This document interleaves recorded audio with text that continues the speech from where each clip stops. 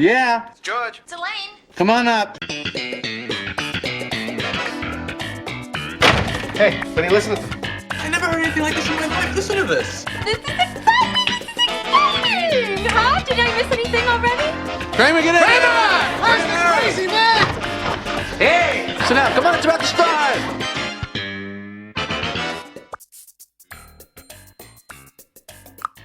42nd Street, change to the D, the double R, the 2, 3, 4, 5, 7, C, K, and F train. Hello, and welcome to Seincast, a retrospective on all 180 episodes of Seinfeld, being hosted by two guys who can barely run their own lives. My name is Vinny. My name is Matt. Gonna keep it going? Okay, I'm done. Trying to sound like a Kennedy there for a second. It's hard to do Larry as a train conductor and not sound like a Kennedy. No, it's good. Okay. How long? It's fun to do. How long did it take you to figure out all the train stops you mentioned? Quite long, actually. I had to put on subtitles. Little insider trick of the biz. Right, yeah, we work with a lot of subtitles here. How you doing? Fine. Okay. How are you? A little delay there. Yes. I'm doing well. I was getting over a cold, so sorry if I'm a little under the weather. But I'm actually feeling much better, mainly because of this week's episode. I'm a huge fan of what we're about to talk about today. And Vinny, which episode is that? We are talking about the 13th episode of Season 3 of The Subway, written by Larry Charles, directed by Tom Schronis, and airing January 8th, 1992, the first Seinfeld episode to air in the year 1992. Ah, good call. And if this is your first time listening, Vinny and I will be following the episode order on our DVDs, which can contradict the original air date order. Case in point right here, we covered The Suicide last week, which didn't air until late January. We also will spoil future episodes, so we recommend you buy Seinfeld on DVD, check it out on Amazon, marathon the show, and then join us again. So this is actually I would say the first episode where the four main characters, they're together in the beginning and the end, but they really have their own stories. Yep. For the first time, and they're split up to almost to the point where the actors barely work together. Jason Alexander even said that he actually didn't really like that because he thought they worked best, or he actually enjoyed the work more when they got to be together as opposed to having their own. Julia too. They miss playing off each other. Mm-hmm. No disrespect to the guest stars of the week, but that chemistry is with that Fab Four. Right. And each of the four characters gets at least one guest star kind of to work with, a little bit in their own scenes. But yeah, man, it's funny for the actors. I get that it might not be more fun, but as a viewer, I love it. Like, I think this episode is just stellar.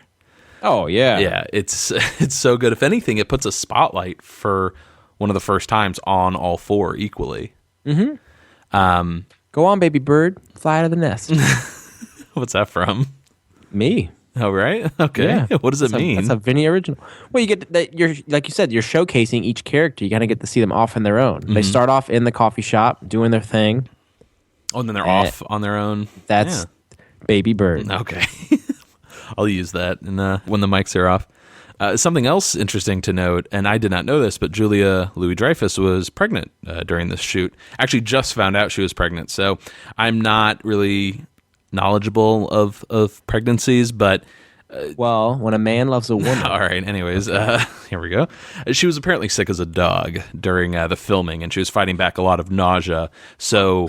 It puts a new spin on that scene where she's, in the subway car by herself. Just miserable. Miserable in the voiceover, and they all have, and think of this, they all have winter coats on. Mm-hmm. All of those extras are just packed onto a tiny set under those hot lights. That must have been miserable. It's kind of hot under these lights, huh, Dennis? Speaking of the Elaine character, her story this episode underwent some changes during the production week. It wasn't simply...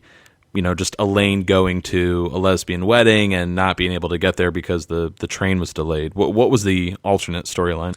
Yeah, so she was on her way to the wedding, and the subway got stuck. She missed her stop, but she had to get off at Harlem.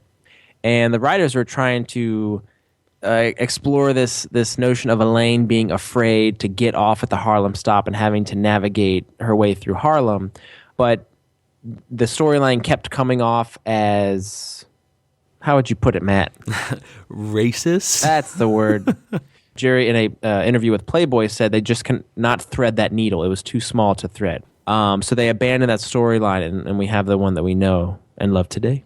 Yeah, and it's, reading what the original storyline was, I totally get what they were trying to do, but it's got to be tough because everyone totally understands the joke, the scenario, all that, but you just can't shed that baggage of the racism. Your mind immediately goes there when you hear Harlem. Yeah, it's one of those things, kind of like the bet with when Elaine buys the gun. It sounds right on paper, but when you really think about it, it just, I think, would be too difficult to execute. Yeah, not everything sticks. No. One other bit of trivia here. I was really interested in the subway set this episode because it's the first time I think we see a subway on the show. I think you're right. I think so, but it was interesting from the behind-the-scenes aspect. Apparently, there was only one car available to rent for filming purposes at the time, and this came from Warner Brothers. Tom Azzari, who was the set designer, production designer, we've brought him up before on the show. He said it was pretty difficult to get there. It was in a lot of pieces. They had to put it on a platform and actually shove wooden beams, like 2x4s, under it, and grips would have to, rock the set back and forth to simulate that. You know what I'm talking about, right? When you're on the subway on that track. The natural jostling of the train back and forth. When you're going 30, 40, I don't know how fast it goes, 30, 40 miles per hour. I mean, it rocks. Yeah. And, of course, most fans would probably pick up on this after our coverage of the parking garage, but the way they got away with making it look like different subway cars is they would redress the set a lot, change the colors and numbers, the destinations, so graffiti, all of that. Yes. And the extras, of course. So we ultimately would get 4 different train cars this entire episode. Now, something that I found really interesting in regards to the subway car is how when the set went back to Warner Brothers, apparently the driver went under an overpass and the train was knocked off. The subway car was knocked off and it was destroyed.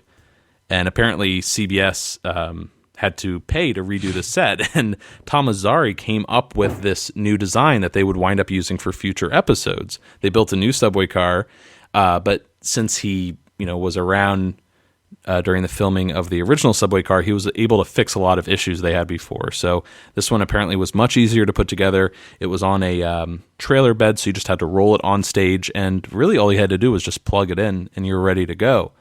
And apparently it was so effective that they used it in future episodes, and it's still in use today, apparently. Oh, way to go, Tom Azzari. He is such a fascinating guy. Yeah.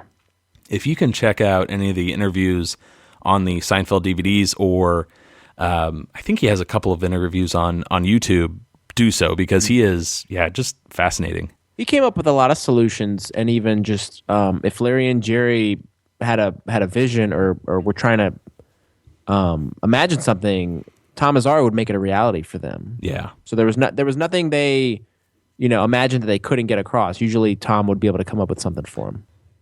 Another interesting bit of trivia, the editor for this episode, Janet Ashikaga, might be mispronouncing that.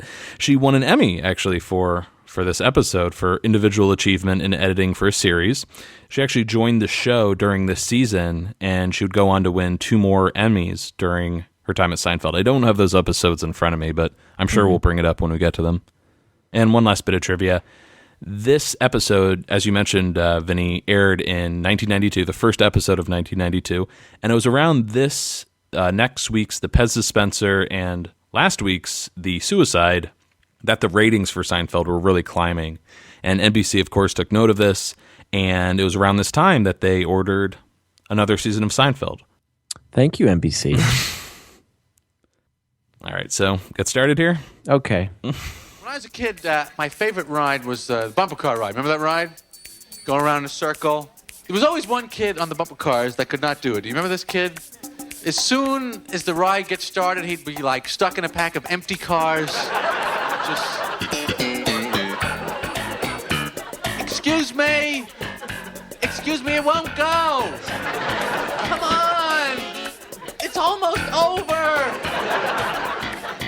He always ends up with the attendant hanging off that big pole, helping him steer it, you know. Stop crying. Then there's always one other really bad car, the helpless father and son team. This is another car just not going anywhere. They're never organized. Who's on the wheel? Who's pressing on the gas? They're just, oh, son, turn the wheel. Yeah, this one really comes out of nowhere. It's like, yeah. Well, I guess it ties into Coney Island, right? Yes. So there's that. The image that Jerry paints in my head, like I can remember being a kid going to a fair or carnival and riding the bumper cars and having the car that doesn't work right, and you always see the attendant hanging off the pole, Guiding it. So yeah, I thought this was a great stand-up to start the show off. Were you one of those kids, though, that can never get the bumper car to work right? I remember always being scared to drive the car, so I'd probably have my dad or somebody else drive it for me. I was a good bumper car passenger, I was. Mm-hmm. First scene of the episode, the gang is finishing up breakfast while Kramer is telling Jerry how to get to Coney Island. Okay, you can take the B or the F and switch for the N at Broadway and Lafayette. Or you can go over the bridge to DeKalb and catch the Q to Atlantic Avenue and then switch to the IRT. 2, 3, 4, or 5. But don't get on the G. See, that's very tempting, but you wind up on Smith and 9th Street, then you got to get on the R. Yeah, couldn't you just take the D to Coney Island? Well, yeah. It's only fitting for Kramer to have the most convoluted route possible. Of course. You know? So George, in this episode, has an interview at 9:45. He tells the group, and Jerry reminds him, hey, don't whistle on the elevator because that's what Willie Loman told Biff before his interview in Death of a Salesman. Kind of similar to Kramer's jacket a couple episodes prior. I feel like this Biff Loman thing comes back with... Is this the first time or a second time now? Well, this is the first time, but in future episodes we'll get it again. Like, it comes back in The Boyfriend, right? So Biff wants to be a buff. Biff wants to be a buff, and I feel like there was another episode where he's Biff. Yeah, you're right. What? That's with Winona. Was that Biff? Cigar Store Indian. Oh, maybe it was. Okay. Because he doesn't want Jerry to be funny, so Jerry has to go melancholy on everybody. Or that's not. That's the Visa. I'm sorry, that's what I meant. Sorry. Right. So it does come back, though. Oh, like, not Winona. It's not Winona. It's Cheryl. Ping's sister. Isn't it Cheryl? Isn't that a little racist? Slipping. All right. Well, we get some more exposition here. Elaine has to get going. She has a lesbian wedding at 9:30, which, before we move forward, I think it's really interesting that this was a storyline back in 1992. I have the same note. I have progressive in my notes, sure. But I don't remember hearing this back in 1991, 1992. Sure. It's still a big issue nowadays, at least for some people who want to fight, you know. What are you saying, man? Well, it's just funny. It's funny how they call it in the show a lesbian wedding when really a wedding's a wedding. True. In a sense, you know, I guess back then, or as these unions, weddings weren't really deemed legal, you had to define it like, oh, it's a lesbian wedding, it's a gay wedding. But I'm sure there'll be some point where a wedding will just be a wedding and that's it. Mm-hmm. And I can't help but hear Jason's tone and the inflection of his voice when he says, "How do they work the bride and groom out? What do they do? Flip a coin?" And that's always when they're gonna go off on a subject and explore it. And I think it happened last week with what do they do for? I forget what you know. Well, there's what do they do for toilet paper? Toilet paper, sure. Once again, he asks, how do they figure out who leads when the two lesbians dance? Mm-hmm. You're an idiot when he talks about Susan in the smelly car. Well, I get the Larry David sort of inquisitiveness of these questions. Like that just seems like hey, let me ask you a question. You know, you just corner someone. And we do get one of the best George lines in this scene, which is, I always get the feeling when lesbians are looking at me, they're thinking, that's why I'm not a heterosexual. I write down my 5 favorite George lines. That's making the list. Like, It's just so good. And George seems to have a couple of run-ins with the subject of lesbianism throughout the series, I would think. When he's dating Allison and she wants to kill herself. Oh, I don't want to live. Yeah. want to live. I'm bad. No, but he says, I've driven women to lesbianism You're killing before. me. Sorry. No. He says, I've driven women to lesbianism before, but not this. Susan ends up becoming a lesbian after she stopped dating George, pretty much right after we started dating. And at the end of season 4, we see that Susan and Allison actually date. Yes. That is a nice vest. And George is so intrigued when he sees a lesbian sighting at the video store. He sees 2 women holding hands, which turns out to be Susan and Mona. Mm-hmm. Yeah, it's an interesting theme that returns to George's life. Well, the lesbians that Lane is going to see at their wedding, they were written into the script, right? Do you have some info on that? In earlier drafts of the script, Elaine was the best man at Debbie and Candace's wedding. And the gift that she bought was a cut glass crystal Baccarat bowl. Which is interesting, right? Like, I don't think what that is. Well, that could never make it to Seinfeld trivia per se, but I like knowing like that's what's in the box. What's in the box? Baccarat bowl. There's an interesting moment here where the gang is like, all right, Jerry, you pay, and they just walk off. Yeah. That's it. It seems like a really, we always talk about nice guy Jerry and, the group kind of screwing each other over. But this point always seemed a little cold to me, like a little like, hey, that's really rude of everyone to. Yes, it is. But I got to say, I enjoyed Jerry's retort is, what am I, made of money? A bunch of deadbeats? I love that, So yeah. I relish it. Before we move further, there was a little bit more to the scene here about Jerry. We didn't really set up that he's really tired in this scene. He was up late the other night, and he's exhausted. He sets up that he might fall asleep on the train out to Coney Island. Yeah, so in an earlier draft, we learned that Jerry had met a woman the previous night while performing at a comedy club, and Kramer asks if Jerry had had sex with the woman, and Jerry looks at him appalled. And Kramer says, well, what are you supposed to say? Did you sleep with her? I don't care if you slept with her. I want to know if Jerry Jr. got a workout. Which I can't help but thinking, that's a little bit crass. I could see, or at least I could hear Kramer saying that, like, I want to know if Jerry Jr. got a workout. His creepy kind of Kramer way. But when I hear Jerry Jr., it makes my mind go to Little Jerry. Right. So that we would have never had Little Jerry the cockfighter. Oh, maybe you would have. Oh, well, there you go. How about that? So then after this, the gang goes on to discuss sexual references, and George says that baseball euphemisms were for a much more quaint, innocent era. And did you get to first base? Did you get to second? Now we live in this high-tech era, fast-paced football world. Did you score? Were there any penalties? Did you have to punt? So there's something there, but it seems like they could have molded it a little bit better. So I can see why it's cut. That actually sounds like, to me at least, like Jerry stand-up. Yeah. The sexual references. I like that as a topic for like the 4 or 2 people to have in the coffee shop, but just the way George is going from first, second, what was it? It's like he could have scored. She wanted a diamond. It's all sports talk or whatever that stand-up is. It. Yeah, he uses it in a later episode. He's playing the field. Yes. So next scene, we get to the subway, and here we get a little bit of Kramer's mission, his storyline this episode. He has to go to, I don't know if it's City Hall or courthouse, but he has to pay off parking tickets that he's accumulated. It's reached $600.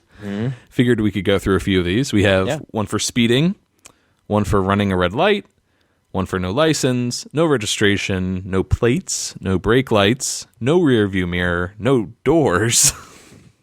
I'm fighting that one. Yeah, like that image in my mind of Kramer driving with no doors. Well, it's funny because later on in the series, Kramer can't find the steering wheel. I don't know where it is. I have that image too. He has a door in the episode, but when he's painting the highway, the lane lines. If that's the right term. I just have that image of him hanging out the door or hanging out the car. And we've previously heard of Kramer's run-ins with the law in The Jacket when Elaine revealed that he owes thousands in back tickets. Oh. And it's funny how in the Scofflaw episode, Newman's the one with the problem with the parking and car problems, not Kramer. That's a good point. So I could have seen them playing up that, because Kramer has that run-in with the cop with the eye patch. Mm-hmm. Would have been nice if they revisited. I like that eye patch. Would have been nice if they revisited Kramer's car issues. It's interesting. Maybe, as a result of this episode, he's able to pay off. Straighten up and fly right. Mm-hmm. So we get this little moment here, too, where a violinist, a blind violinist, steps up and he's playing for the group. And, of course, everyone but George gives him some money. He explains that he doesn't carry change in his pants because they fall out. Which Notice how you go. Well, I can relate to that. I can. Like, there's some pants I have, everything just falls out of the pocket. So. Oh, really? Are they cargo pants? No, they're just they're actually a corduroy, but they have really small pockets. This just made me wonder, though, because I could relate to what George was saying. Do you think he's lying here? He doesn't want to give the guy money? Yes. Okay. Now, I was going to ask you, do you feel the need to give an excuse to someone when they ask you for change? Because that's what I feel like George was doing. He couldn't just say, no, I don't want to. Or just why not just say, like, the go-to response is, I don't have any change. Yeah. You can always say that. But I was looking at each of the group. Like, Jerry just puts in a coin, maybe two. Elaine puts in a bill. Like, she puts paper in there, which is good. She makes a habit of giving bills to the blind. If you can catch that reference from the calzone. Okay. not bills. But Kramer, like, drops in a handful of change. Yeah. Which, again, goes back to that episode, the calzone, like Kramer with all of those pockets full of change. Well, the change fell out of those pockets. Yes. That's because they were loaded to the brim. I assume Kramer has just, like, buckets and buckets of spare change in his apartment. Are you Gak? I'm going back to Kramer's car being towed, but it was towed in the jacket when it was double parked. He's picking up those doves. Yes. And then it was towed again when he was playing Risk with Newman. They're towing your car. So here's a really strange moment. Jerry asks the group if he can convince anyone to come to Coney Island with him, and it's like one of the most obvious looped lines, like an ADR thrown in here. And I bring this up a lot because I just like picking up on these moments, because when I used to watch the show casually or in syndication, I never really overanalyzed the show this much. So it's kind of exciting to pick up on these little, like post-production tweaks. We're here. So it's the line, I gotta pick up my car at the pound, George. So can I convince anybody to come down to Coney Island with me? I gotta pick up my car at the pound, George.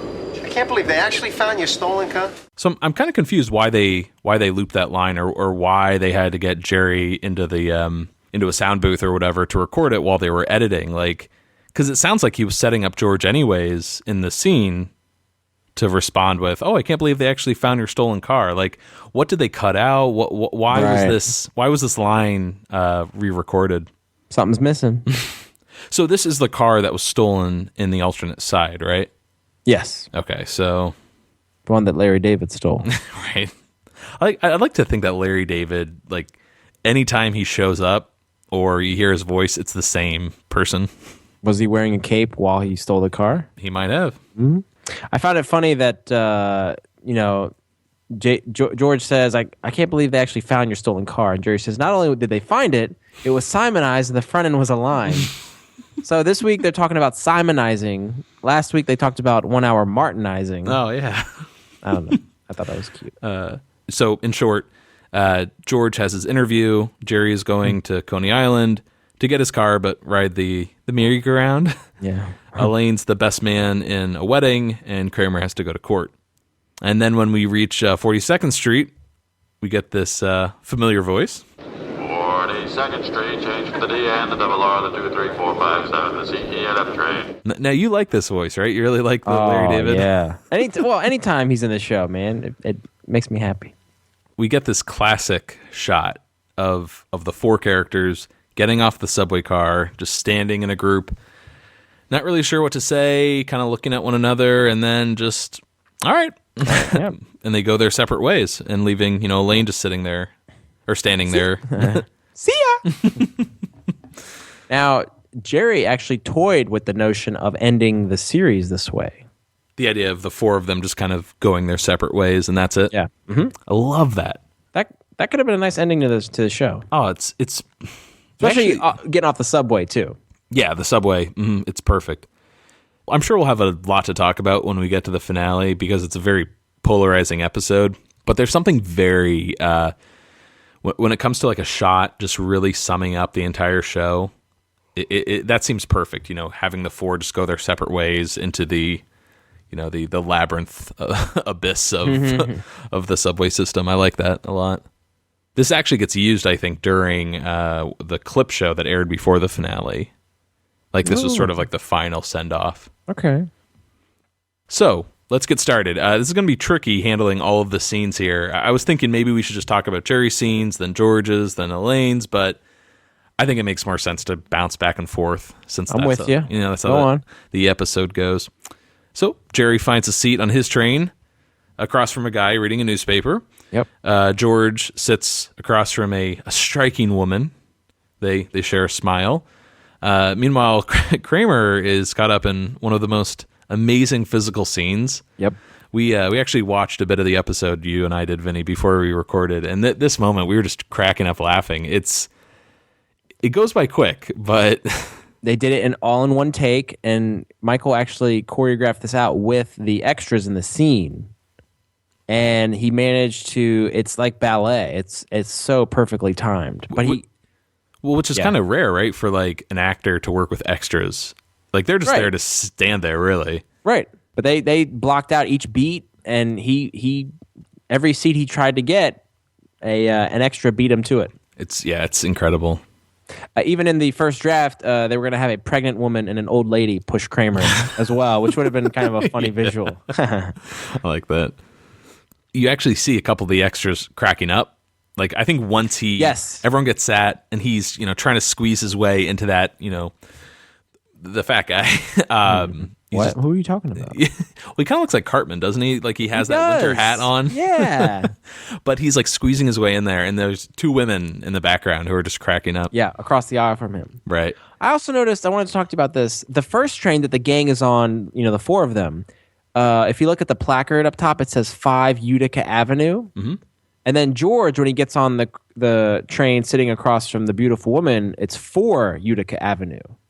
And then Kramer gets on the one, it says 1 South Ferry. Do any of those ring a bell to you? Yeah, well, the lines, 4 and 5 are on the east side of the city. That's like a green line.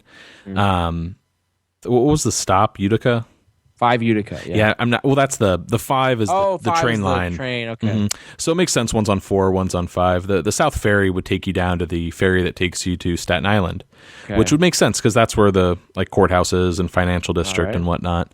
But I like that.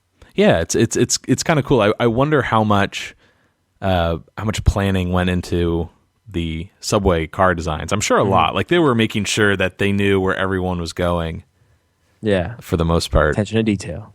Sure. We cut to Jerry, and at this point, he's fallen asleep on the train. He's actually his head is resting on the shoulder of the guy next to him, and he keeps waking him up, but he keeps falling asleep. Then we cut back to George on his train, sitting across from this woman. I don't think we ever get her name, right? Not in the show, but in the script, her name is Luann. Luann, okay. And she's described as attractive, even seductive looking. I think they got that right.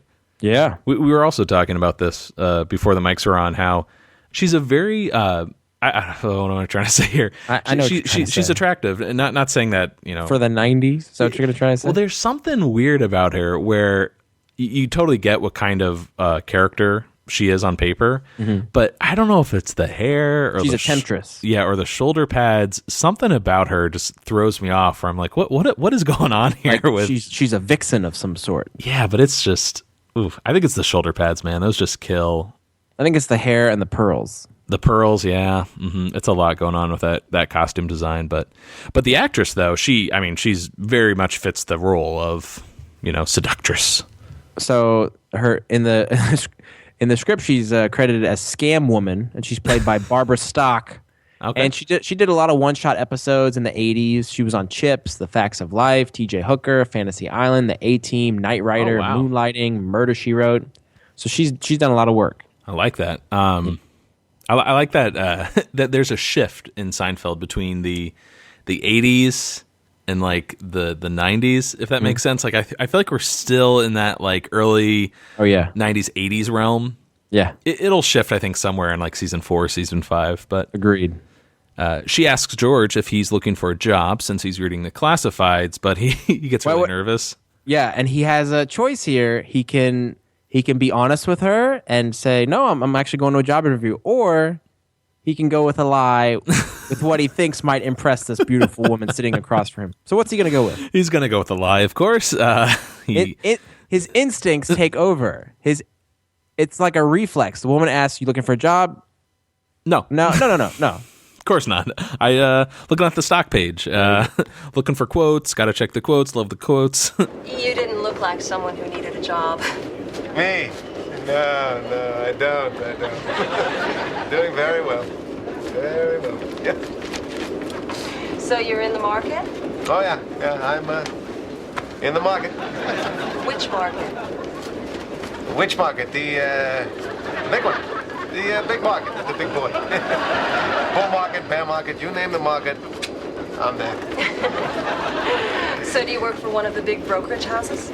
They wish. I hate the big brokerage houses. Hate them with a passion. Big brokerage houses killed my father. Really? Well, they hurt him bad. Really hurt his feelings. It's a long story. I don't like to talk about it. But I swore there and then that I would never work for a big brokerage house. You see, all they care about is money. I'm about more than money. I'm about people. So I've always gone my own way, and I've never looked back. Can't be said enough how much I love George when he's lying. Like, just he's. I think, like, getting in the character's head, I think he thinks he's doing a really good job lying, and maybe he is. This is a scam woman after all, but I just they're scamming each other, actually. Yeah, good point. They really are. At the same time, I feel like he's just constantly digging himself in a hole. Like, it's this weird paradoxical feeling of, oh, he's really getting away with something, but at the same time he's digging himself a hole if he gets caught. So we finally visit Elaine on her train, and she's standing next to a woman who strikes up a conversation. How back in the the 1940s, a man would give up his seat for a woman, but now since they're liberated, they have to stand. And it's ironic. Yeah, Elaine points out how it's ironic, which doesn't click with a woman. And Elaine further explains how they have made all this progress, yet they gave up the niceties. No. What's ironic mean? I love that. It's a really cute joke. It really is. So the woman in the script is credited as Adele, and she's actually played by actress Rhoda Gemignani, who you'll recognize her from something. She was in Friends. She was in Who's the Boss, several episodes. Full House. She was in a 1986 Twilight Zone episode. Oh, nice. She was the real estate woman in Ghostbusters. That's how I always remember her. Oh, you didn't recognize her from her 2 episodes of Jake and the Fat Man? Oh, no. Jake and the Fat Man. Returns. Bane of my existence. No, I've yet to see a single episode of Jake and the Fat Man, but yeah, I actually saw Ghostbusters, the 30th anniversary when it came back to theaters, and I saw it with a friend of mine who's a big Seinfeld fan, and he's like, he like elbowed me. He's like, suicide? Cool. Or I'm sorry, he's like a Subway? And I'm like, oh yeah, like it slipped my mind. But yeah, I thought that was sort of interesting. Should we do a Jake and the Fat Man retrospective? We've talked about it ad nauseum, so yeah. I guess we have to. Who's Jake and who's the Fat Man? Right. Who plays who? So our next show, it'll be up to our listeners. Do you want us to cover Curb Your Enthusiasm? Or Jake and the Fat Man? Right. What are you up to with such a nice present, huh? Birthday party? A wedding. A wedding? Yeah. I didn't think people still get married. Oh, it's hard today with the men and women. Oh, you're telling me. So, they're a nice couple? Oh, very nice. Yeah. What does he do, if you don't mind my asking? She. She works, he doesn't. He sounds like my son. There is no he. There's no he? So, who's getting married? 2 women. It's a lesbian wedding. Lesbian wedding? Uh-huh. Yep. I'm the the best man. Great. My luck, I don't talk to a soul on the subway for 35 years. I get the best man at a lesbian wedding. No, you don't understand. I'm not a lesbian. I hate men, but I'm not a lesbian. This is such a solid scene. I love this. So good. Is it me, or does Elaine have a bit of a slight New York accent in this scene? When she's like, you're telling me. Oh. And then she goes, a nice couple? Very nice.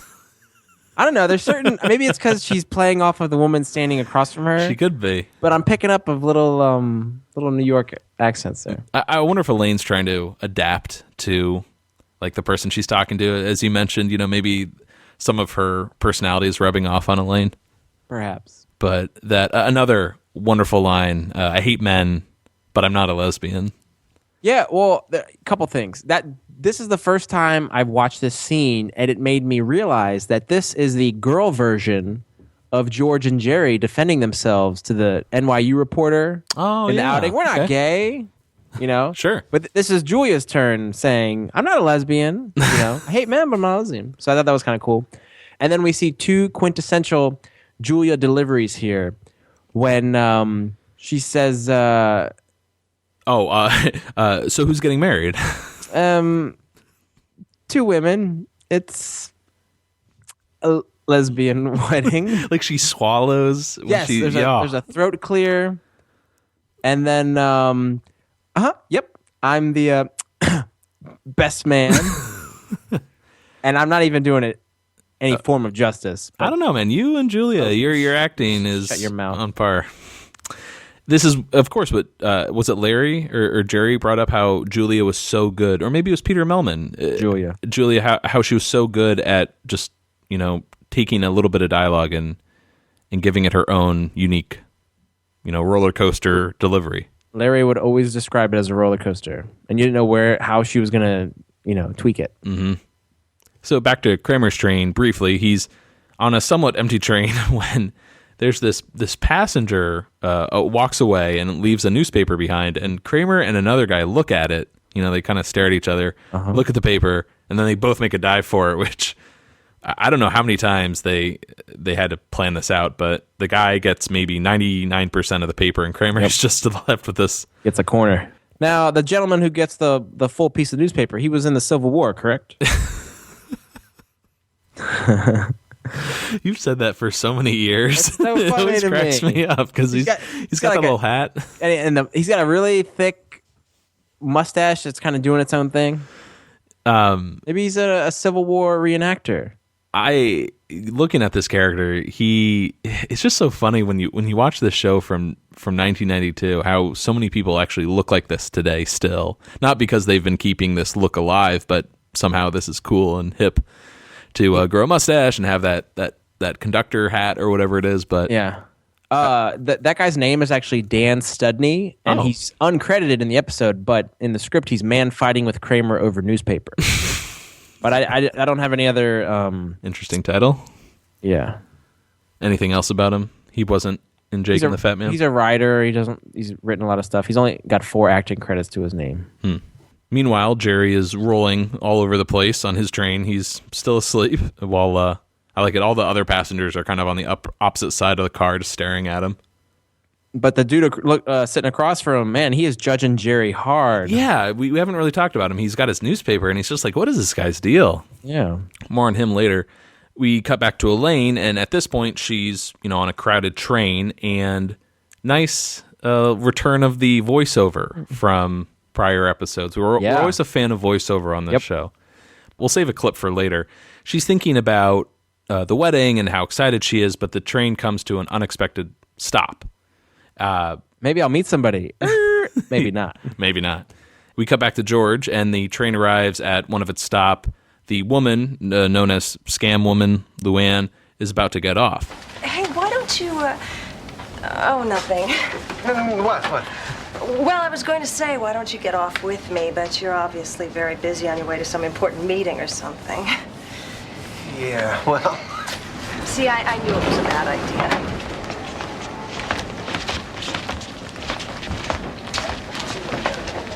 Hey, what's another million, give or take? I get off when and where I want to get off. So I'm stuck. Just with a little... Just be a second. Don't start the train! Don't start the train! George had a choice, and his little man was being an idiot. So he trusted the little man. I love the visual of the doors, like pressing against George. Closing in on him.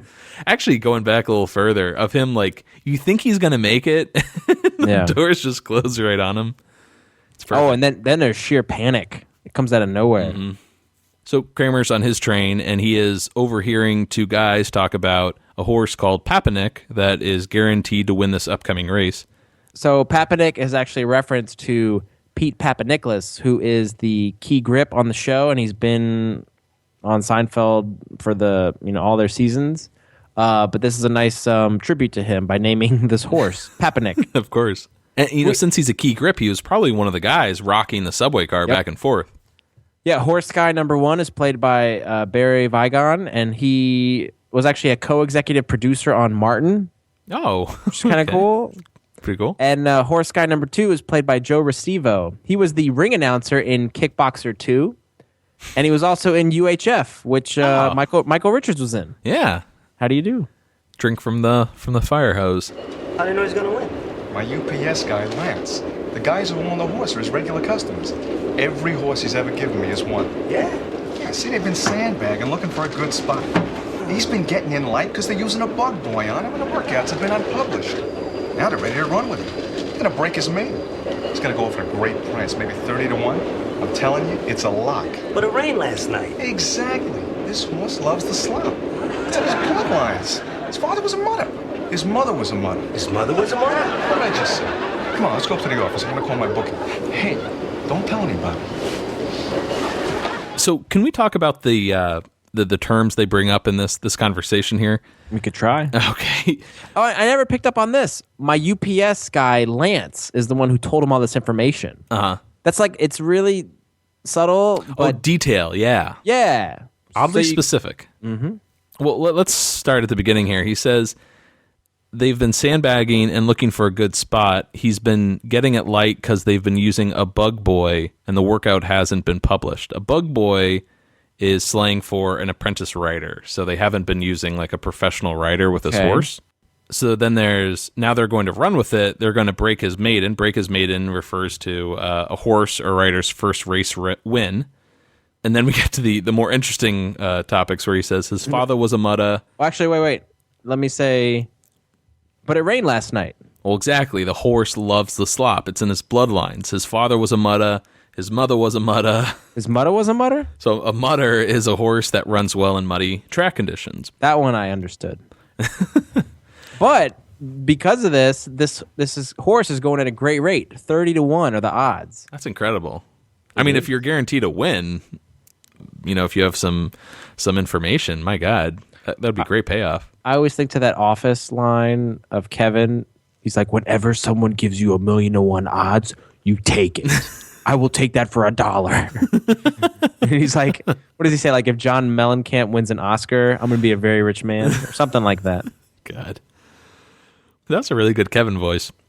We're seeing here the gambling itch that Kramer has been trying to kick, right? Is this the catalyst of Kramer's gambling addiction? Because he wins. He does, yeah. So he's like, hey, you got to let it ride. He feels alive. The issue of Kramer gambling, I thought this got brought up in an earlier episode, but they're all kind of blending together now that we've done 31 of these. Well, because Jerry says you've had this gambling thing under control for, 3 years? But it's a lock, Jerry. It's a lock. Because we hear about it then, and then we hear about it when he calls Bally's. He's like, I used to have a problem. But at least, if this is the first big gambling scene that Kramer has on Seinfeld. So I think it's safe to say this could be the catalyst, as you put it, the thing that kind of awakens the addiction. Meanwhile, we cut back to Jerry, and he is waking up from his nap when we get one of the strangest moments on Seinfeld. We see that the guy sitting across from Jerry is now completely naked. And he's still reading his newspaper like nothing's wrong. We'll of course, talk more about this after the break, but I don't know.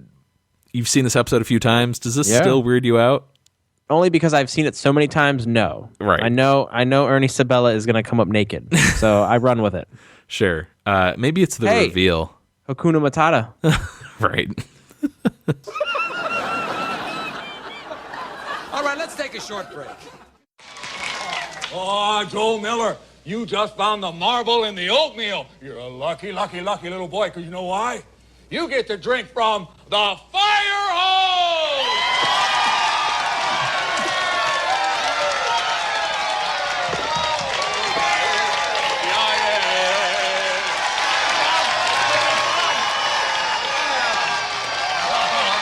Okay, you ready?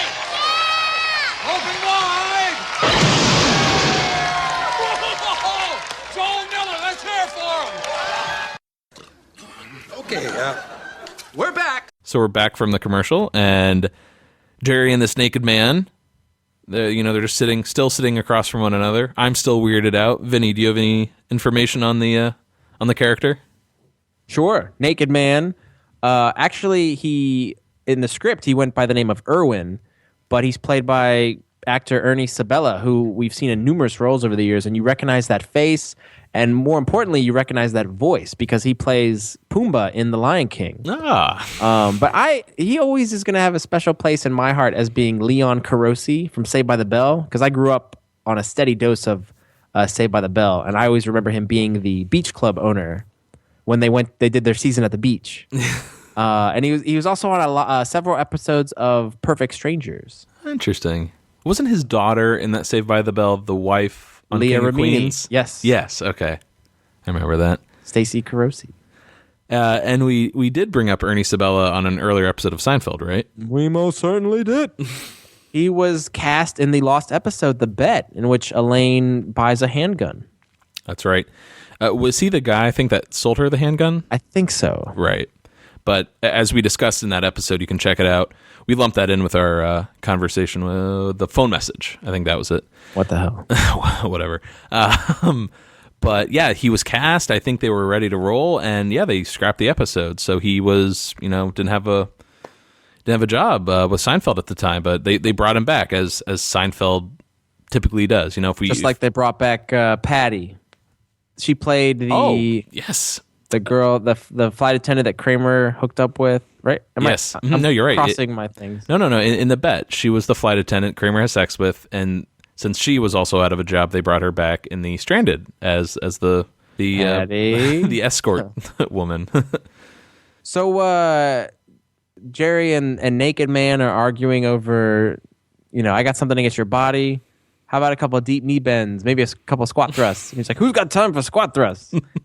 And Jerry says, all right, how about skipping breakfast? I'm guessing you're not a half grapefruit and black coffee kind of guy. Isn't that mean of Jerry to be insulting this man's appearance? I have the same note here. It's listen, we're not like overly sensitive guys that are like, oh, you're being mean. That's not nice. Yeah. But just breaking it down as a character, Jerry doesn't seem like, I don't know, truly be going after people's personal looks too much. At least at this stage of Seinfeld. Later he'll be. I mean, hell, talk about the finale. They make fun of the fat slob getting robbed. True. John Finette. Yeah. But yeah, here it just seems a little vicious, and the funny thing is Jerry ends up eating grapefruit and loving coffee. That's true. Yeah, it's a throwaway. And I said, yeah, they're like, what are you turning into? A healthy person. The thing that I find most disgusting about a naked man on the subway is that he is sitting bare ass on a New York subway car. That's like what that think about that. Yeah, that's not going to be good for anyone. But can you? I mean, I don't know if we'll ever really get an actual answer to this scene. What is going on here? So, like the guy, the naked man, he was just sitting there clothed, and he's like, "I'm just going to start taking off my clothes and sit here naked." The reason I brought this up, feeling so weird, it's not the fact that he's naked necessarily. It's just like how it unfolds. Why he became naked? Because he didn't walk onto the car naked. Yeah, or if he just showed up all of a sudden and he's naked. Like Jerry saw him clothed before he fell asleep. It actually, for a while, I always thought Jerry was dreaming because he's waking up out of this long nap That's true. And it's this really weird reveal, like the pan up of the naked man. It's just kind of surreal in a sense. The only thing I can come up with is that Ernie Sabella's character wanted, room to breathe and wanted a whole seat to himself. So he took his clothes off so that you notice how the entire car backs up against that back wall because they don't want to be near him. But he already had ample room to begin with. Yeah, it's not like bad writing. It's just a perplexing like storyline for Jerry. Hazy mystery. Right. There's our one question for Larry Charles. Should we ever have the opportunity? Yeah, like did he see a naked man on the subway once, or what's the deal with the naked man? Cut to Elaine, and we get some of her awesome voiceover. Oh, this is great. This is what I need. Just what I need. Okay, take it easy. I'm sure it's nothing. Probably rats on the track. They're stopping for rats. God, it's so crowded. How could there be so many people? This guy really smells. Doesn't anyone use deodorant in the city? What is so hard? You take the cap off, you roll it on. What's that? I feel something rubbing against me. These disgusting animals. These people should be in a cage. We are in a cage. What if I miss the wedding? I got the ring. What do? You can't get married without a ring. Oh, I can't breathe. I feel faint. Okay, take it easy. It'll start moving soon. Think about people in concentration camps, what they went through. And the hostages. What would you do if you were a hostage? Think about that. This is nothing. No, it's not nothing. It's something. It's a nightmare. Help me. Move it. Come on, move this thing. Why isn't it moving? What could go wrong with a train? It's on tracks. There's no traffic. How could a train get stuck? Step on the gas. What could it be? You think the conductor would explain it to us? I'm sorry, there's a delay. We'll be moving in 5 minutes. I want to hear a voice. What's that on my leg? So this is the scene, right? Or one of them where Elaine is, or I should say Julia, is really not feeling well. Yeah. And is trying her best to push through. So in her inner monologue where she's about to lose it, we hear Elaine say, "This guy really smells. Doesn't anyone use deodorant in the city? What is so hard? You take off the cap, you roll it on." If you look to the gentleman to audience's right, you'll see a familiar face. That is actor. It is writer Peter Melman. Yes. A very a young-looking Peter Melman. I mean, God, this is over 20 years ago. Oh, my goodness. I knew it was him, but I could barely recognize him because I'm used to, the image on the cover of his book. Yes. So I had to do a double take. I said, "Is that really him?" And Peter Melman has such a unique look, like the white hair, and it's messy. It's always just going everywhere. Like I think of it as a writer. Like he's got a writer's haircut. Yes. But in this one, it's much shorter. He looks sort of not sinister, but he's up to something. He's chewing gum. He's looking in every direction. He smells bad. Yeah, what's the deal? But yeah, this will be the first of, I think he has 6 cameos throughout the show. He plays a pharmacist in one episode in The Sponge, and he does an excellent job. He's in The Barber, I think. He's one of the customers in the background. Yep. He's in the pilot. I think we covered all of these in an earlier episode, but we'll definitely bring it up because he's one of our favorite writers for sure. Going back to George now, he's finally off the subway, and which is interesting, right? I forget again that this episode doesn't really take place entirely on a subway. Yeah. Some of the characters get off, and he is walking into a room at the Hotel Edison with the woman, and you can tell he's a little nervous because he knows what's going on, or at least he thinks he does. He's anticipating, yeah. Right, and I love this. We get more voiceover. She tells George to, get comfortable. Meanwhile, she goes to the bathroom.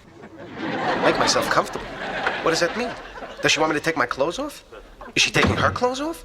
What if I take my clothes off and she still has hers on? Then I really look like an idiot. She could get offended and leave. So maybe I should leave them on. But then what if she takes hers off? Then she'll feel humiliated.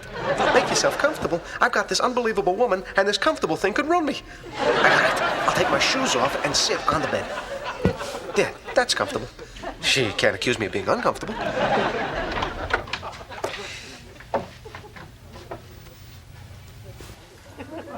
Gotta tell you, I'm pretty comfortable. I relate to this George moment so much because these are the types of things that run through my head when I'm interacting with someone of the opposite sex, trying to interpret what they're saying. They say it so casually, and you're like, What does that mean? Does she want me to do this? Do I do that? And I just identify with it so much. And I think that's why I admire Larry David so much in his writing, because that's what I think at times. Mm-hmm. Or Larry Charles in this Thank example. you. Yes, Larry Charles. No, it's right there with you. I think a lot of people tend to do this, just especially when that initial... those early days of being with someone, or in this case, just getting off a subway with them. Yep. Yeah, what are you going to do? And his solution is actually a pretty ingenious one. Right. Like, hey, I'm comfortable. Right. You can't accuse me of being uncomfortable.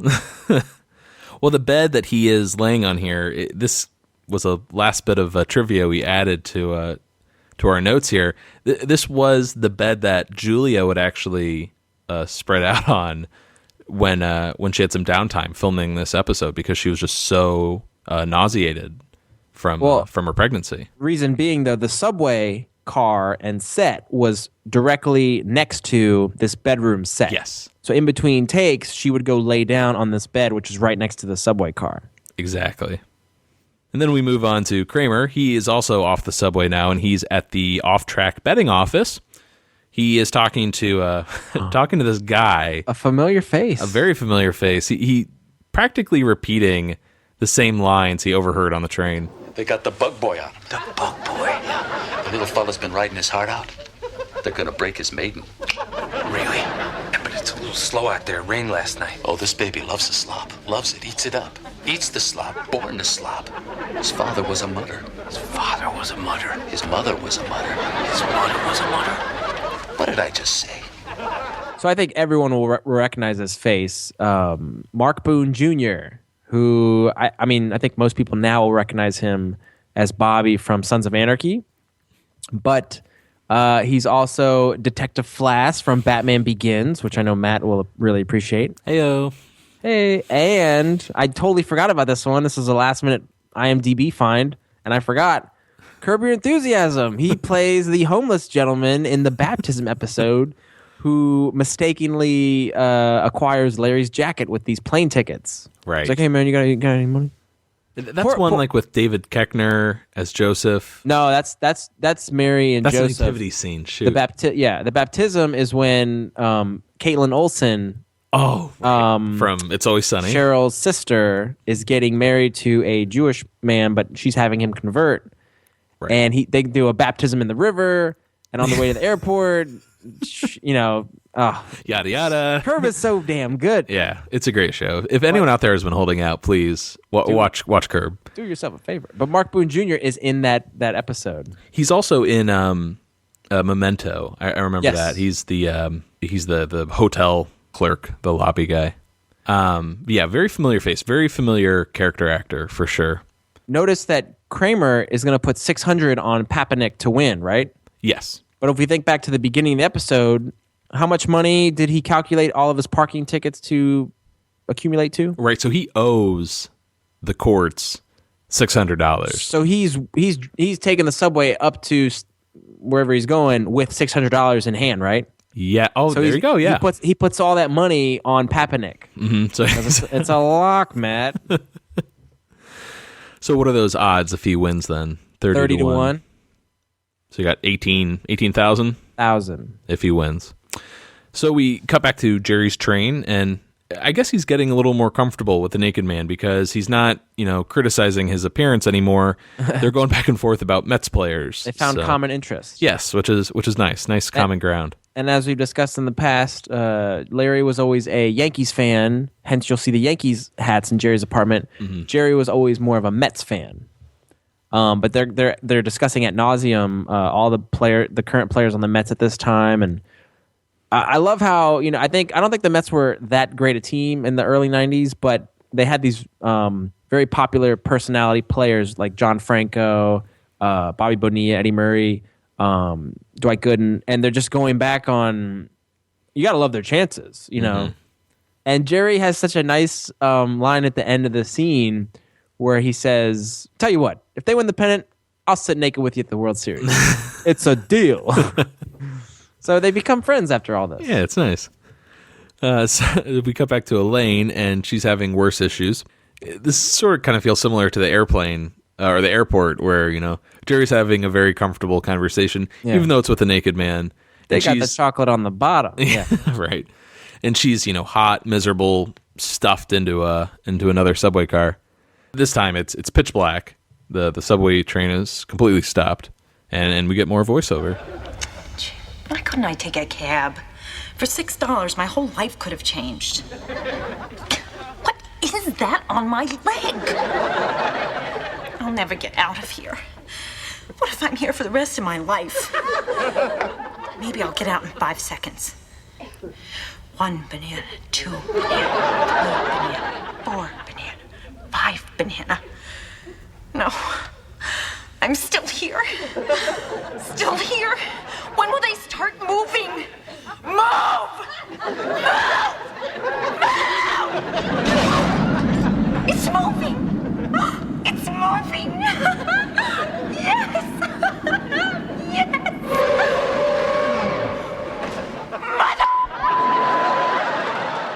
So this is something we didn't bring up earlier, but we're getting a little bit of swearing from Elaine this episode, which is kind of nice. Bleeps are funny. Yeah, they really are. Bleeps make it funnier than the actual swear itself. One of the main reasons why I bleep this show, if we ever swear, it's always. You bleep them? Oh yeah, I don't cut them out, or I don't leave them, and I don't edit them out at all. Okay. Something about a bleep, it's just so. Arrested Development does it really well. You can watch an unedited version where you actually hear them swear. Not as funny. Yeah. I think the biggest example of that is the Osbournes when it originally came out on HBO on MTV. It was Bleep City, Yeah. and then I saw an uncut version, and it wasn't funny at all because you heard every swear. But anyway, well, I don't watch a lot of late night comedy, but I think it's on Jimmy Kimmel. He has a really, I think, funny segment where they do unnecessary censorship, and they take people just having normal conversations, and they'll bleep a word that's not a swear word, but because it's bleeped, it sounds incredible. Yeah, yeah. Love that. So there's actually an additional scene which was read but never filmed, involving Elaine, where her subway train came to an abrupt stop, and it caused Elaine to drop the gift she was carrying, and it broke. Oh. Yeah, that would have been interesting. If things couldn't get worse enough for her. Yeah. Her storyline is a little anticlimactic.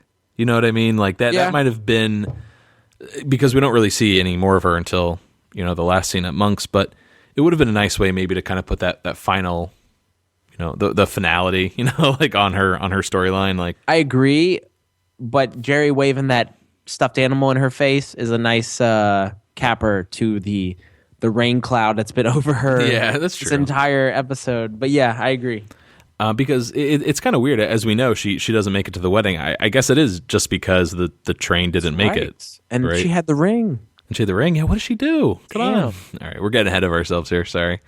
We're back at the Hotel Edison, and I forgot to mention earlier, Jason Alexander brought up that the Hotel Edison was actually known for being, how do we put this? Not a prostitute hangout, but a place where a lot of people would go to with prostitutes. So Jiffy Park clients would go there in between parking. Jiffy Park, Hotel Edison, take your pick. At this point, George is down to his boxers and socks, and he's getting handcuffed to the bed. Yep. And he's still quite comfortable. Yes, he is. I love the audience's reaction here. They're laughing. They know what's coming. Mm-hmm. And I love the image, too, of shirtless George. I don't know why he does it for me. Whether it's the timeless art of seduction, or I always think of him coming out of the bathroom staring at the 3D art, shirtless, and he's in his slacks. Mm-hmm. Anybody see that painting in here? Oh my God. That is weird, wild stuff. It's just, it's so funny to see George just so vulnerable, and it cracks me up. They always comment on how his hair and the thin hair he has on top is very appropriate for comedy, and I would also say that his chest hair as well as his body type is very appropriate, and it adds to the funny. I feel bad because we're harping on Jerry for making fun of a guy's appearance naked on the train, and here you get George, but I think it's more the fact that George is in his boxers, handcuffed to a bed. Yeah. So she locks George up, and she heads to the bathroom while he goes.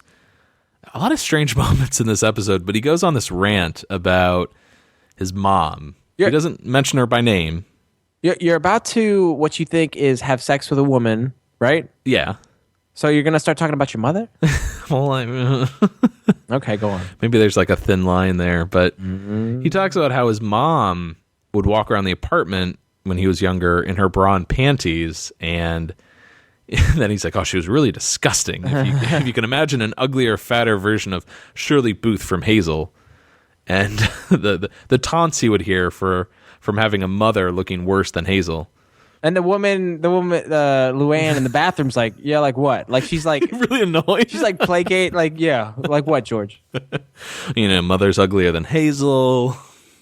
Those aren't really that bad of insults. Hazel really puts your mother to shame. Hey, maybe this is where George's obsession with bras, where he picked up his mother's bra. Yeah, there you go.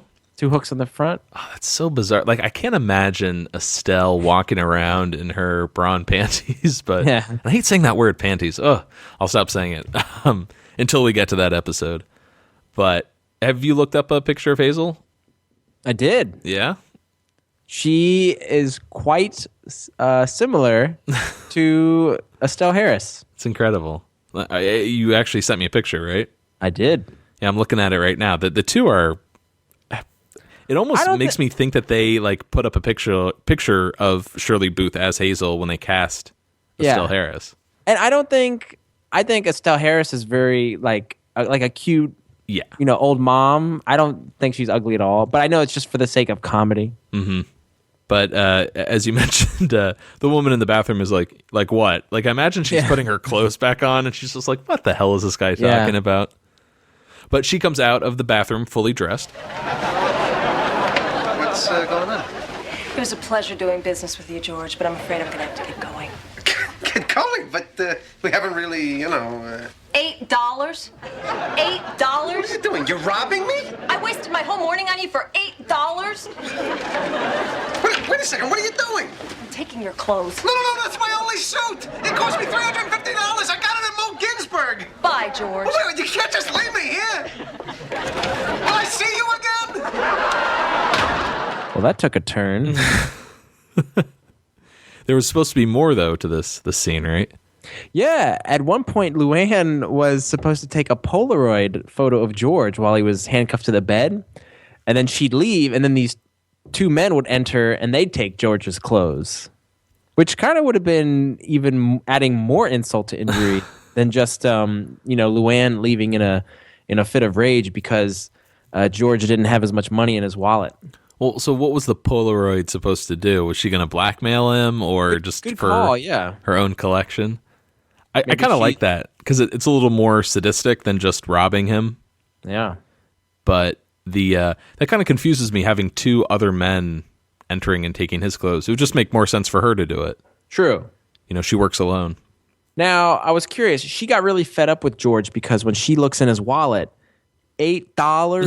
There's only $8 in here. I spent my whole morning on you for $8. Now, is the implication being here that, like, George is not a high roller like he led her to believe, or just because he didn't have any money in his wallet? Because rich people can walk around without cash on them. You know what I'm asking? Yeah, that's true. But you would assume, at least I would assume. 2015, when we're recording this, is a different time than 1992. Maybe more people are relying on their cards. True. Yeah. But I would think, if you're a guy working on Wall Street making 6 to 7 figures a year, you'd have bears, yeah. You'd have a few $100, if not maybe over $1,000 in your wallet. All right. But 1,000? I think about it. Like if you had 10 hundreds, it doesn't take up that much room. I don't think I've ever had more than $500 in cash in my hand at one point. I'd like to see that in person. Yeah, keep the big bills on the outside. So another really dark ending to this scene. George was duped, and then he was subsequently robbed. But at the last minute, he reinforces just how much of a moron he is. But at the same time, it lightens the scene with, no, wait, you can't just leave me here. And then stupidity.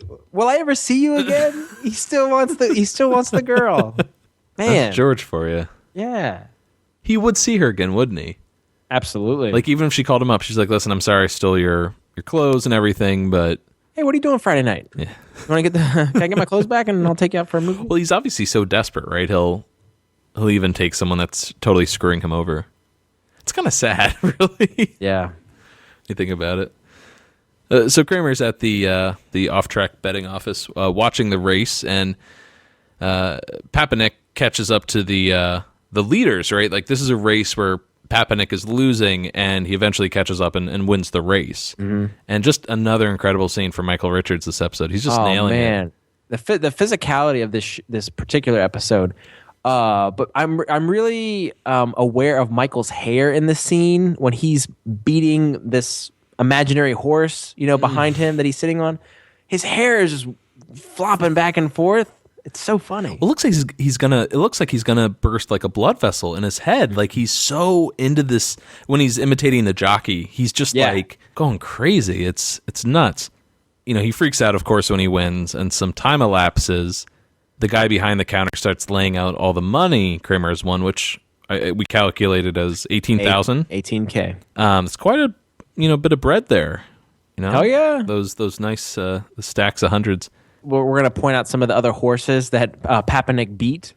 There was Stephagen, Passionel, Hoyt's Boy, Joe Matz, Kiz Harmony, and Flagro. And then there was one that we said earlier, but I forgot already. Captain Nemo. He had to be shot. Wait, was this the same off-track betting office from the strike episode? Probably. When Elaine goes in there? I sure hope so. The set is different, but I wonder if they used the same exterior. Damn, I forgot to check. Yeah. Well, I'll see. The thug standing, in the background, kind of eyeballing everything. In the script, he's named Jack, and he's played by actor Chris Latta. He looks familiar. Did you know he did voice work on The Simpsons? Okay. And when I look him up on IMDb, it has him voicing Mr. Burns and Moe Szyslak, which... In how many? In like a specific episode, or? Simpsons Roasting on an Open Fire, Mr. Burns, voice uncredited. Homer's Odyssey, Mr. Burns' voice as Christopher Collins. Well, I know those are all... The Telltale Head, that's the first season. Yeah, those are all early episodes. Mr. Burns, Moe Szyslak. So maybe he did it originally? Maybe, or maybe he was like the original voice for those characters, because those are all... No, those aren't... That's Harry Shearer and Hank Azaria. Right. Yeah, so I don't know what that's all about. I'm confused. Huh. I gotta bring out the Simpsons DVDs and listen to the commentaries. And he's only on The Simpsons from 89 to 90. Yeah, so that means he only did those first season episodes. That's still pretty cool, though. Yeah, it is cool, for sure. Anything else, Jake and the Fat Man? Yeah, I think he created Jake and the Fat Man. No, he does a lot of voice work, this actor. Yeah, you only hear one bit of dialogue from Give me the money! Give me the money! Well, before we get back to the Kramer storyline, we cut to Jerry wrapping up his storyline. He reaches Coney Island, and he and the man get off the train. The naked man now fully clothed. And it's nice. It's this nice little culmination, this bonding moment. Things always work out for Jerry. Oh, they really do. And they're excited. They're going to go to Nathan's, but Jerry says, we have to ride the Cyclone first, and then we get some food. Chili out. Yeah. French fries. That moment where they're on the platform, it's the shot through the open subway doors, and you just see them walk off. It's kind of like a cheap illusion. It's just kind of like this white background, but I don't know why this... I'm weird, but it's kind of like hazy a little bit. Like, it's a little foggy, almost like you're getting the illusion there's like some fog or mist that's rolling up from the ocean. Oh, yeah. But to me, it looks like so existential, like they're walking off into like the Heaven? afterlife. Yeah, like it's got this really, I don't know if that was the intention, because Coney Island means so much to Jerry in this episode, like nostalgia, returning to your past. But there's something about that shot that like, God, I find it really touching for some reason. Like, Jerry. The psychometer's back on again. Sorry, I just took some medication. But yeah, just seeing the two of them walk off, I don't know why that. Okay. I'm not bullshitting you. That just really touched me for some reason. I like. Yeah. I'm with. He's like a bizarro George, maybe, in a way. You're right. Yeah, like if right. George died and he's got the trench coat on. Yeah. Anyways, all right, another late night recording. Kramer's chase continues, and he's on the subway car, and this guy Jack is following him, kind of like the Terminator, just or like Michael Myers, just walking. Yes. Kramer can sprint and run all he wants. This guy will always be right on him. Until the point Kramer actually runs into the blind violinist from before. Yep. Do you have any info on this guy? I do, and I want to apologize before I even get into it. That's a good sign. I'm going to annoy some people. The violinist is named Herb in the scripts. Was that it? Hold on. This is going to take me a while. So this actor is played by Daryl Keith Roach. He played Chuck in Pee-wee's Big Adventure. Yeah, okay. But for some, and again, this guy is an undercover police officer, right? Uh-huh. In this episode. This guy must have been typecast or something, because listen to this rap sheet. He was in this movie The Wash as Officer Smitty. He was in Crocodile Dundee in Los Angeles as a cop. He was in the show Felicity as a security guard. The Wayans Brothers TV show, security guard. He was in The Practice episode as a testifying police officer. This TV show called Snoops, he was officer number 4. The Drew Carey show, he played a cop. Dallas, he played Detective Marshall. In the movie An 8 is Enough Wedding, he played a state trooper. In Benson, Ted Danson, he played a security guard. In Dynasty, he played a security guard. Highway to Heaven, he played cop number 1. In this movie called A Police Story, he played Officer Turk. And then this TV show called Police Woman, he played a policeman. So I saw that, and I just kept going down the list. And man, has this guy been typecast? Yeah, it seems like it. Well, maybe he likes that. Like maybe he was a former cop. Or that's what I would think. Like, maybe he was a consultant as a police officer, and they're like, "Man, you can act, son. Yeah, you know how to pull a gun and show a badge." I had a quality.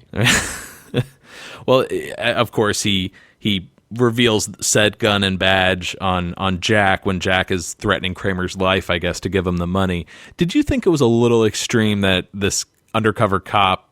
Well, first of all, the idea of a cop playing a homeless man on a subway just doesn't seem like something that would happen nowadays. Of course, the subways are a lot cleaner and safer than they used to be.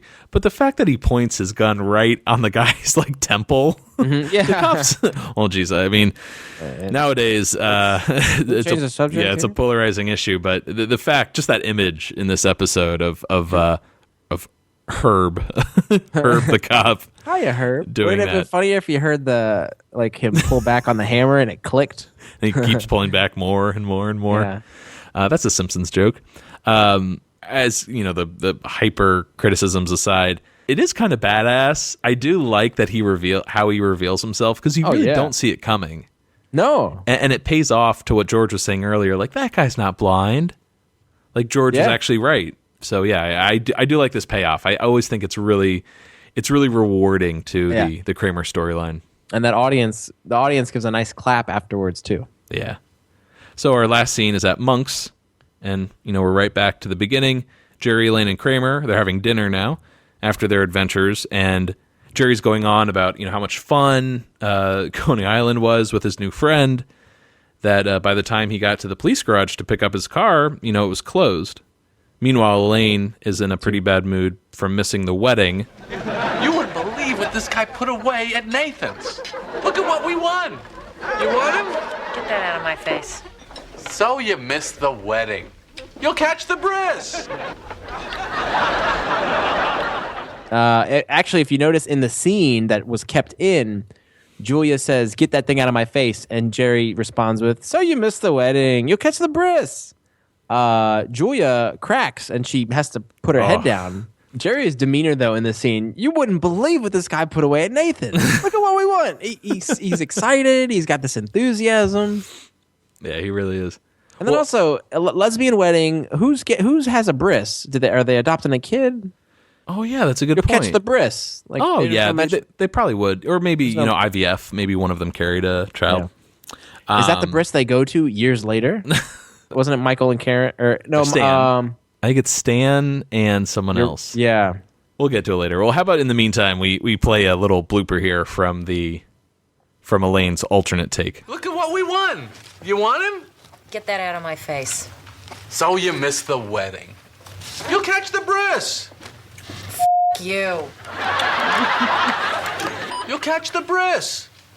Why don't you just shut the up for a change? Okay, cut. Let me do bloat at your ass. I think. Okay, here we go. And action. Such an artist. Oh, so you missed the wedding. You'll catch the bris. I don't know about you, but I like this much more. Elaine swearing. I kind of wish they kept it. Oh, yeah. Because she had built up this I don't know, this character, this episode of, really being angry and foul-mouthed. By the way, in the bris, it was Stan and Myra. Oh, yeah. I always have trouble remembering that name, Myra. Yeah, it's a tricky one. What? How can we wrap up this scene? Oh, I got one other thing. Oh, what do you got? We didn't get to George coming in. No, okay. I'll play a clip right now. Hare Krishna! Hare Krishna! How'd you like a Hare Krishna fist on your throat, you little punk? George. Biff. What, did you whistle on the elevator? I have my spare key in your apartment, right? Yeah, it's in the kitchen drawer. Give me your key. I gotta get it. All right, what happened? Never mind what happened. Just give me the key. Come on, I'll go with you. What's up with the guy, the delivery boy? I don't know. Yeah. How does he deliver it? Hare Krishna! Hare Krishna! What is up with him? I have no idea. I don't think we ever see him again. Nope. He kind of reminds me of the what's the actor's name? Damn it. He's in From where? He's in that old Got Milk commercial, with Aaron Burr with the peanut butter in his mouth. That sounds familiar. Where he's like, Aaron Burr. Oh God, he's in he's a character actor. He's in so much stuff. Okay. But he reminds me of that actor so much. God, it's driving me crazy. I can't just say, oh, this guy from this movie. Are you through? Yeah. Anyways. George says to Jerry, you have my spare key in your apartment, right? Ah. And Jerry says, yeah. Oh, no, Jerry says, Biff. No, he says he's got it. It's in the kitchen drawer. I know, but I thought it was funny that Jerry called him Biff. Oh, yeah. So, Jerry has George's spare key, correct? Now, Yes. Is this correct? Is this going to be what we see in the Keys episode? I forget. In the Keys episode, Jerry has Kramer's keys. Kramer takes his keys from Jerry and gives to George. And Jerry has Elaine's keys. Elaine has... No, George has Elaine's keys, I think. Right. But Jerry has Elaine's because they sneak into... No, I'm sorry. George has Elaine's. Yeah, right? I think so, because but I think Elaine gives her keys to George. Yeah. Anyway... Yeah. The keys... All right. Should we just wait until we get to that episode? It's coming. Something's missing. And we close out the episode as usual with a little bit of stand-up. Very little this time. So I take the subway down to Coney Island to go on the Cyclone. I'm riding on the subway. I'm sitting on the D train for an hour and 15 minutes to go on a scary ride.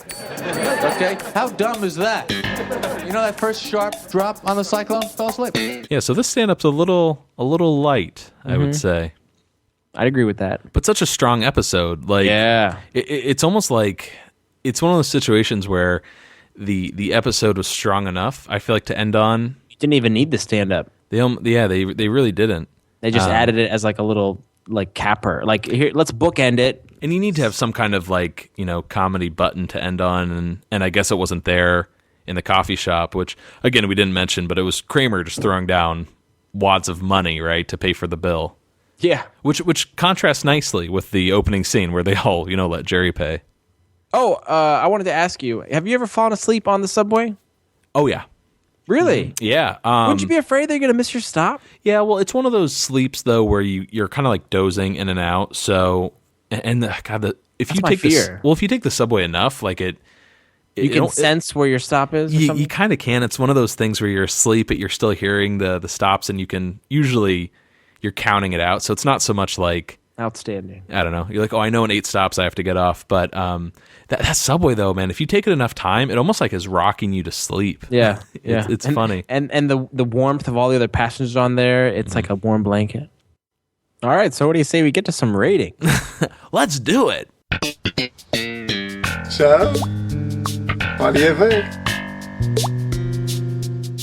I love this episode. I was grinning from ear to ear. I love that it began in Monks, and they had a really nice setup leading into each of the characters' individual storylines. I kind of like that they go off into their own, but I really like that it still maintains the setting of being in the subway. It's not like, George went to his office, Elaine went to a date, Kramer stayed home. It's all within the confines of the subway. So in a way, it's like a play, but it's really not. Each storyline is pretty damn strong. Jerry's, I would say, is probably the weakest, taking a trip out to Coney Island to get his car. I do like that Jerry encounters Ernie Sibella on the train, despite the fetish that he has of being nude in public. I like the relationship that they develop. It's very cute. I like Julia. All of Julia's inner monologues on the train are just gold. And when she loses it and swears up a storm, and those are wonderful. George getting duped by the beautiful woman on the subway, subsequently losing his clothes. And whenever George gets crapped on, it's always funny. And I think Michael steals the show in this episode with all the physical comedy, him trying to get a seat on the subway, trying to get a newspaper to read, riding this imaginary horse, winning, the money, and then chipping in for the check at the end. It's all gold. So yeah, there's not enough good things you can say about this episode in particular. So, having said that, I'm going to give this episode 9 Nathan's hot dogs on Coney Island out of 10. Yeah, it's tough to follow your reviews because you pretty much say everything. All the things I love about the episode you point out, so I don't disagree with you whatsoever. But since I'm typically the guy that finds the weakest possible ways to shit on an episode. People like that though. They find that interesting. I don't think so. I think it's nitpicky stretching, but I think I'm too much. I love everything. Oh, and I think I'm more what the hell are you talking about? You don't know anything. Yin and yang. Yeah, there you go. Either way, we have the lowest confidence that you can expect out of two hosts. I love this episode. This is probably, I can't say my favorite, but it's definitely one of my favorite Larry Charles scripts. Mm-hmm. I love just the scenario. I love the setting. The only negative thing is that the 4 aren't together that much in this episode, but I mean, what's the trade-off? We get, a great episode. That's fine. Jerry's storyline is a little odd and a little weak. I don't think I laughed at all during his scenes with the naked man. I didn't hate it per se, but I didn't find any of it really funny. Mm-hmm. If anything, I found it a little bizarre. Not in my taste, ooh, naked man, huh? But just the reality of the situation just didn't feel right, especially for the show. Mm-hmm. But again, Larry Charles always had a way, I think, of bringing just the dark, the bizarre, the unnatural into a Seinfeld episode. Can you make the dark funny? Yes. I don't think there's anything darker per se in this episode than George being handcuffed to the bed. Just dark in a Seinfeld world. We haven't really gotten into the kinky side of sex that much. But again, that's not a complaint at all. In fact, I'm trying to think of one single thing to complain about. I guess Jerry's storyline isn't very funny, and Elaine's storyline is a little thin, maybe. At least it's not consistent.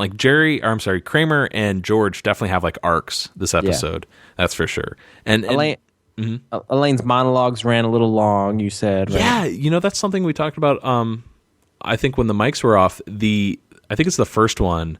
I was just reading the dialogue, and I'm wow, this is taking up half a page. It's mm-hmm. a really long rant, and it's kind of weird how the audience, there's no laugh track during the first one. The first one, right? And it kind of, I don't know, you're not looking at your watch, but you're kind of feeling a little uncomfortable.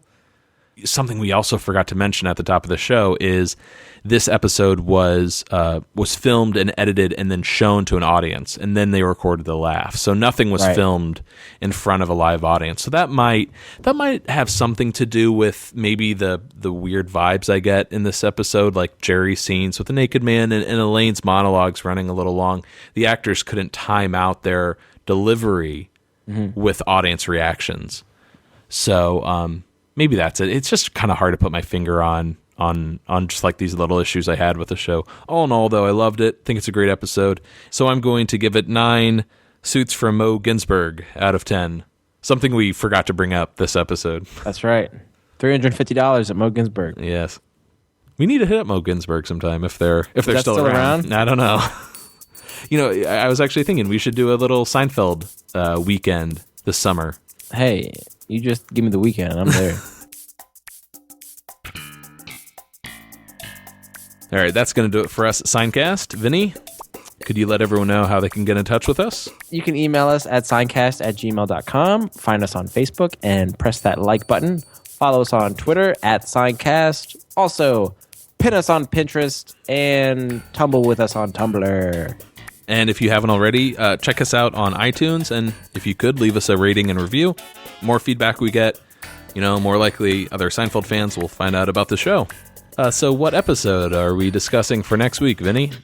We are discussing the 14th episode of Season 3, The Pez Dispenser, which Jerry ended up getting at a flea market. So what goes on there exactly? You don't know? Well, I know, but... You think they have fleas there, don't you? No. Yes, you do, Biff. You've never been to a flea market, and you think they have fleas there. All right, I think they have fleas there. So what? But for now, I'm Matt. I'm Vinny. Signing off. Seincast is not endorsed by Castle Rock Entertainment, Sony Pictures, or NBC, and is intended for information and entertainment purposes only. The official Seinfeld site can be found at sonypictures.com/TV/Seinfeld. Seinfeld, the Seinfeld logo, and all names, pictures, and audio of Seinfeld characters are registered trademarks and/or copyrights of Castle Rock Entertainment or their respective trademark and copyright holders.